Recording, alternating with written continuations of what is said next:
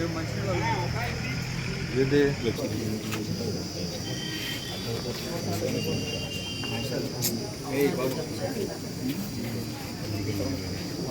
తీసుకున్నా అటు పక్క తీసుకున్నా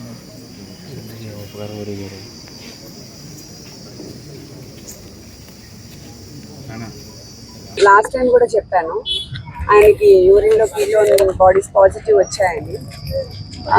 హాస్పిటల్ జడ్జి గారు మనకి ట్రీట్మెంట్ రాసినా కూడా గవర్నమెంట్ హాస్పిటల్లో జస్ట్ ఆయనకి సిమ్టమాటిక్ ట్రీట్మెంట్ చేస్తున్నారు. ఊపిరాడటానికి తీసుకెళ్తున్నారు, నెబులైజర్ పెట్టినారు, తీసుకొస్తున్నారు.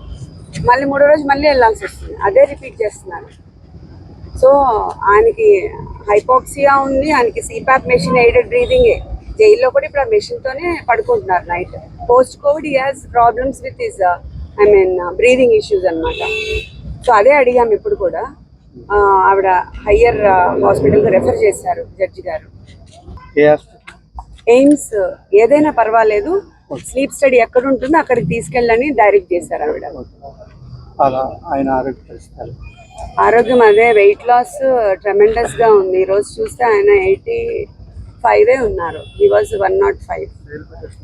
చాలా వెయిట్ లాస్ అయ్యారు. బెయిల్ పిటిషన్ మండేకి ఉందండి. కస్టడీ 2 రోజుల్లో కూడా 2 రోజులు కూడా వామిటింగ్స్ నడుస్తాయి. 2 రోజులు కానీ బాగుండలేదు, వామిటింగ్స్ అవి. రాత్రి కూడా హాస్పిటల్లోనే పెట్టారు. వాళ్ళ ఉదయం కూడా గవర్నమెంట్ హాస్పిటల్కి తీసుకెళ్లారు. కొత్త గవర్నమెంట్ హాస్పిటల్లో డాక్టర్స్ మాత్రం they are not responding properly. ఎప్పుడై 5 రోజుల క్రితం అడ్మిషన్ ఇస్తానన్న వాళ్ళు ఇప్పుడు అడ్మిషన్ ఇవ్వడానికి కూడా నిరాకరించారు. So that we challenge in court. ఎయిమ్స్కి రిఫర్ చేయమని అడిగాము, అది జైలు అథారిటీస్ డెసిషన్ తీసుకొని చెప్తారు.